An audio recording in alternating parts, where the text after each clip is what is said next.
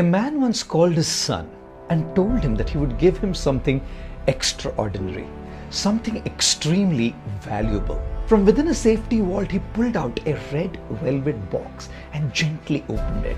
Inside the box was an old watch. As he handed the watch over to his son, the man said, "This watch is very special. It has come down to us over 3 generations and is at least over 200 years old. You can use it, you can keep it as a memoir, or just sell it and get money to buy whatever you like." A little disappointed, the young son looked at his father and said, "Dad, this watch is so outdated. I don't think I can wear it. And it's so old, I'm not even sure if it could be sold." The man took his son to a watchmaker's shop nearby to show him how valuable the watch was. The watchmaker examined the watch carefully and said, "Since the watch is so old, all I can give you for this is $5. The young man turned to his father with an expression on his face which was like, "I told you, right?"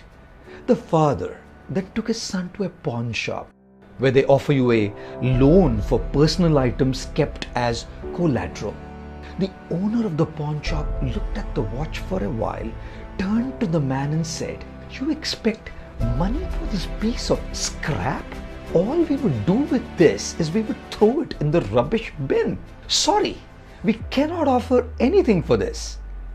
Relentless, the man now took his son to a museum.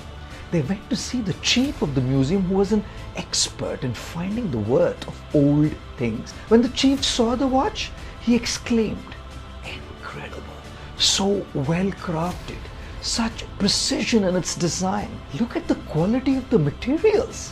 A watch like this is priceless. We can offer you $1 million for this. Thank you for choosing to come to us with this watch." The young man stood there gobsmacked with eyes wide open, not even blinking, as his father, the proud owner of the watch, very happily accepted the deal and sold the antique piece for $1 million. As they both walked back home, the father said, "Always know this one thing, son. Like the watch, you will only be valued if you are in the right place. Watchmakers repair watches. Their eyes can see tiny screws and watch parts, but a wrong place for an antique piece like this. Pawn shops use them as collaterals. They can only see everything based on their current market value.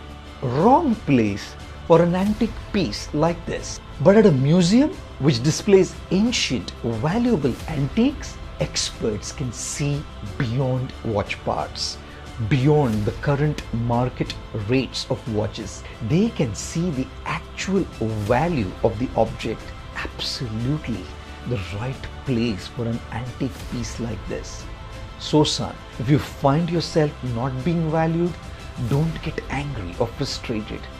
Know that you're probably in the wrong place, being judged by people who see tiny parts of you, tiny parts of your life, not the whole you, or being judged by people who see you for how much is your net worth, how much is your current market value. They see you for what you have, not for who you are.